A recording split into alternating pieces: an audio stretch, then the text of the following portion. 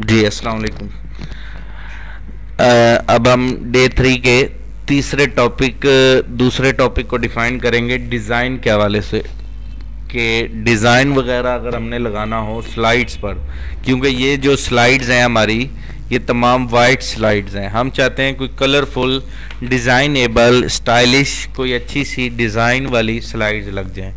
तो आप अपनी इन स्लाइड्स पे पहली स्लाइड पे आके क्लिक करें ताकि वो पहली से चेंज होंगी और सारी चेंज हो जाएंगी। ठीक है, तो अपनी पहली स्लाइड पे क्लिक करें और डिज़ाइन के टैब में आ जाएं। ये हमने अभी इंसर्ट टैब और फोटो एल्बम पढ़ा था, अब हम डिज़ाइन टैब में आ जाएंगे। डिज़ाइन टैब में आने के बाद ये कुछ यूनिक स्टाइल्स मौजूद हैं जो MS वर्ड 2007 में ये चंद मौजूद हैं। इसके साथ ही आगे MS वर्ड 2015 है, 17 है, 20 है, आजकल तो 21 भी आया हुआ है। तो मुख्तलिफ वर्जन्स हैं, तो आगे इसके थीम भी बढ़ते जा रहे हैं, लेटेस्ट वर्जन आ रहे हैं। तो ये इसमें कोई स्पेसिफाइड 10 या 12 स्टाइल मौजूद हैं। जो भी आपने स्टाइल लगाना हो उस पर क्लिक करेंगे तो वो आपकी तमाम शीटों पे फॉलो करेगा। ये देखें, मैं इस पे पहले पे क्लिक करता हूँ, पहला डिफ़ॉल्ट है, दूसरा ब्लैक थीम है। ये देखें पीछे ब्लैक हो चुका है।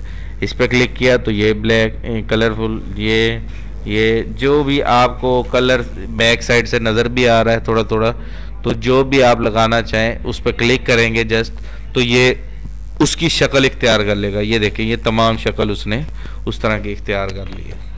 ठीक है, इसमें ये नहीं होगा कि पहली स्लाइड आपकी और कलर की हो, दूसरी और कलर की, नहीं।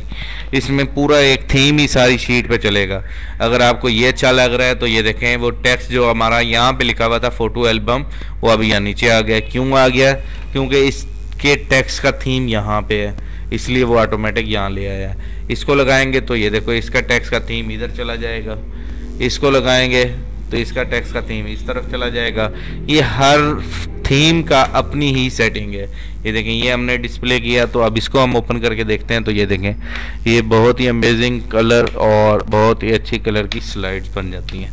अगर हम इधर से ये पिंक वाले को चूज़ करते हैं तो ये पिंक स्टाइल में लग गई हैं और ये पिंक डिस्प्ले हो रही हैं। ठीक है, तो इस तरीके से हमें कोई भी स्टाइल्स लगाना हो, कोई भी करना हो, कोई भी कर सकते हैं। ठीक है, यहाँ से जो भी स्टाइल लगाएंगे उस पर क्लिक करेंगे, वो चूज़ करेंगे, वो तमाम स्लाइड पे लग जाएगा। अच्छा, एक चीज़ और अहम इसमें बताता चलूँ, इसमें आपने पढ़ने के लिहाज से ये डे 3 में टॉपिक आया है, लेकिन जब ये कोर्स आपका मुकम्मल हो जाएगा तो फ्यूचर में जब आप काम करेंगे तो पहले डिज़ाइन चूज़ करेंगे हमेशा। जैसे MS वर्ड में भी एंड में पेज लेआउट का जिक्र था। ठीक है, कोर्स के एंड में MS वर्ड के एंड में आया था पेज लेआउट, जबकि वो काम पहला करना होता है, पेज की सेटिंग करना और बाद में काम शुरू करना। इसी तरह इसमें भी पहले डिज़ाइन को चूज़ करेंगे आप और बाद में काम शुरू करेंगे। वो क्यों डिज़ाइन को चूज़ करेंगे? क्योंकि आप फ़र्ज़ करो आप नाम लिखना चाहते हैं यहाँ पर और आपने बाद में स्टाइल चूज़ किया ये वाला, तो वो नाम यहाँ पे जो लिखा था वो उधर चला जाएगा। या जो हमारी तस्वीरें लगी हुई हैं, ये देखें, यहाँ पे मैं एक थीम अभी देख रहा था, मैंने कहा कि एक्सप्लेन कर दूंगा। ये आगे एक आएगा थीम, उसमें आपकी ये तस्वीर बहुत अजीब सी लगेगी, कटी हुई ज़ाहिर होगी। ये देखें, ये तस्वीर आपकी बड़ी है, पीछे आधे थीम को ख़राब कर रही है। तो मकसद ये है कि पहले थीम चूज़ करें, नहीं तो बाद में आपको सारी पिक्चर्स छोटी करनी पड़ेंगी, तो उस पर टाइम हमारा काफ़ी वेस्ट हो जाएगा। अब ये देखो, इतनी छोटी की है तब जाके ये थीम शो हो रहा है।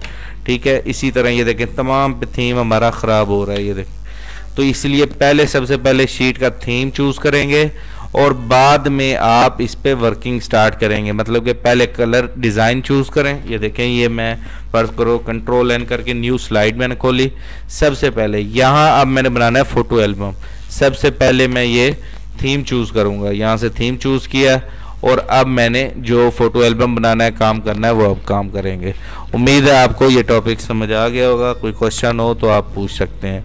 जज़ाकल्लाह।